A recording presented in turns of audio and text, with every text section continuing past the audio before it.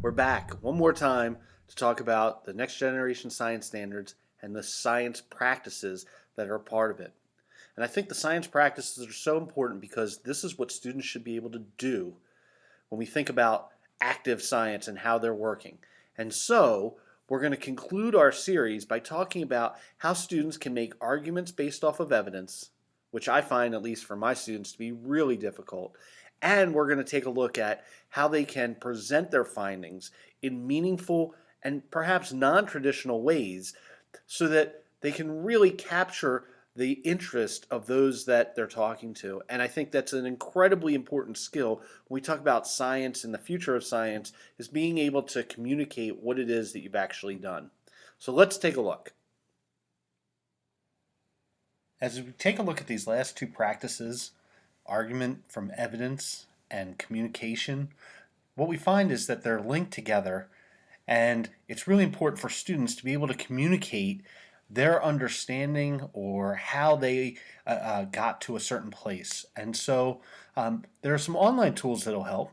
One is this WISE tool that we referred to from Berkeley. You can create your own investigations. And so in this case, we're looking at cellular respiration. The students can start to bring things down and move them around and go through and build. The important part is that they build their own arguments from evidence that they're creating. So as they go through and they create graphs and they do their work, they're starting to build their case. And I think that's a really important piece of how students start to work in this argument from evidence piece. So that's one opportunity. I'll show you the back end might look like this, where there's a grading tool. And so for teachers, there's a whole rich element to this web-based inquiry science environment toolkit. Now, once students start to work through this, we're also going to want them to be able to explain why they make choices that they did.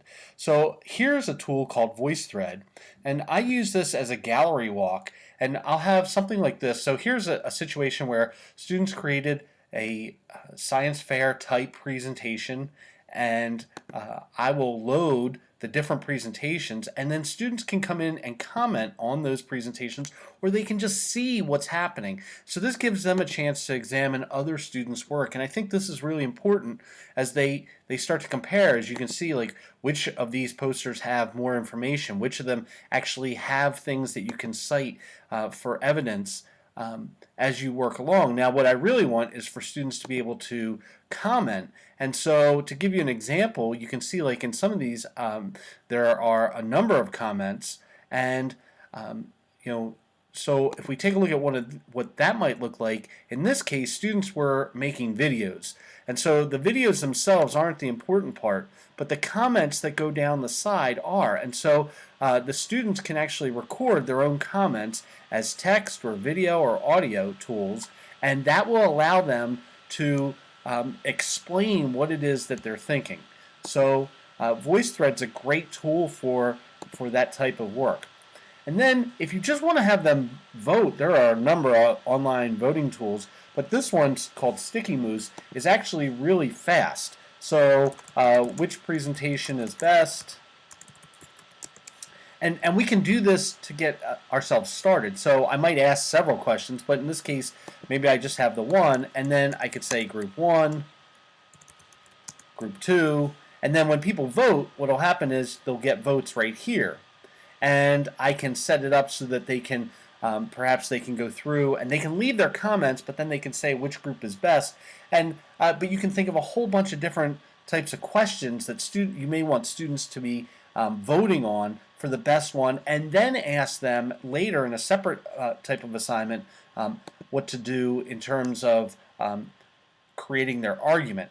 Now, in this case, the students, when they're done, or when you're done as the teacher, I should say, you can enter your name and your email. If you enter your email, you can get back in and you can do it. But if I just say, no, I'm going to be done, and I'll hit done, what it'll do is it will create that quick without any accounts. I can give students this link, and now they can start to do their voting. So as we think about this type of communication and how students actually get to their answers, I wanted to just share with you that I've used wikis in the past for this type of work where students have to not only give us information. So this was something where we had a social studies group and a science group of students who were working together on a project at a distance. And so the students had to really communicate and articulate their arguments for why they thought things were happening. And we had them use discussion posts to do that, or they could actually use the wiki environment themselves. But in this case, you can see that the students had to post a number of times back and forth to one another. And I think that's really important because that allows us as the teacher to be able to understand where the arguments come from for their evidence. And so that's an important strategy to take a look at.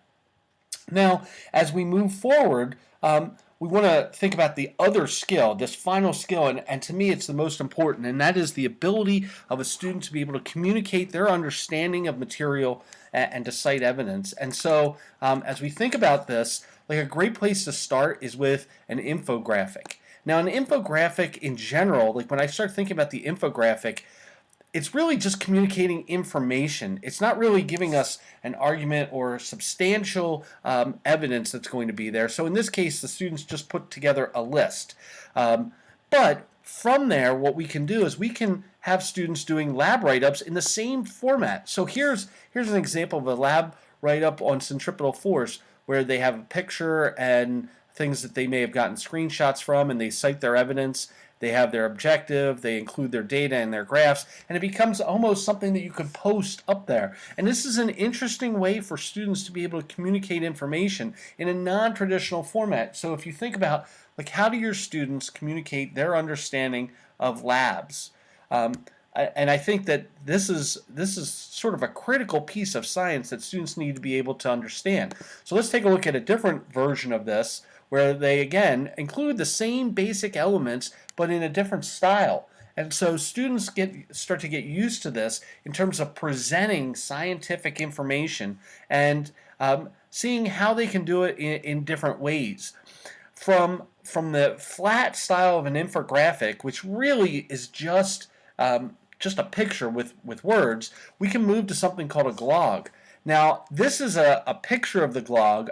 I'm not going to go to it necessarily right here, but what I'll show you is as a lab write-up, they have their information, but the important part is they were able to add video to it.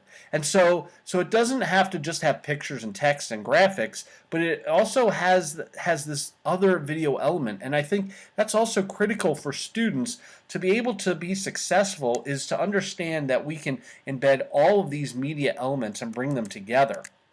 And so as we think about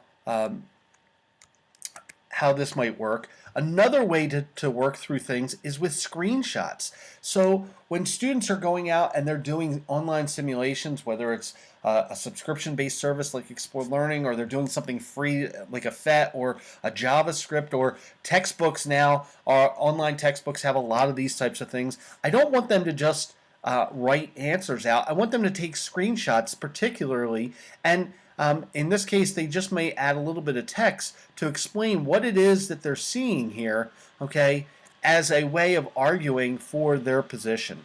And that can also be a really critical way for them to work. Now, when we think about how students are going to work as well, and we want them to start engaging in argument, we want them to start adding comments. And so this is a student lab write-up, and they're just starting to put together some of their information. There's a lot of stuff, and I will have commented. You can see my comment down here. And it's an easy thing for students to go back and forth and to comment to one another and make arguments so that you can follow along with their line of reasoning. So if I highlight it, I can click add a comment, or in almost any of our Google tools, we can go and insert comment. And this is available in almost all types of word processing. But now it's also available when you have students typing information. And in this case, I'm going to insert a comment for a presentation that they have. So students had to develop a lab procedure, and so they just simply put some things together in a presentation format. And I also use the notes at the bottom as another place where I can put information so that students can go back and forth and they can talk about what they're seeing.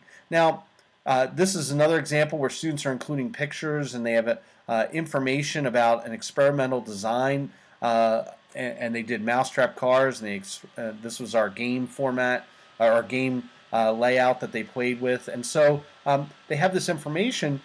It's really powerful when you can look at those types of things and you can comment on them. Now, when students start to communicate in non-traditional ways, one of the tools that they can also use are things like Prezi. And so this is an example of Prezi. It can be full screen, but it allows the student to sort of zoom in on information and move from slide to slide, and they can see pictures of what it is that's going on.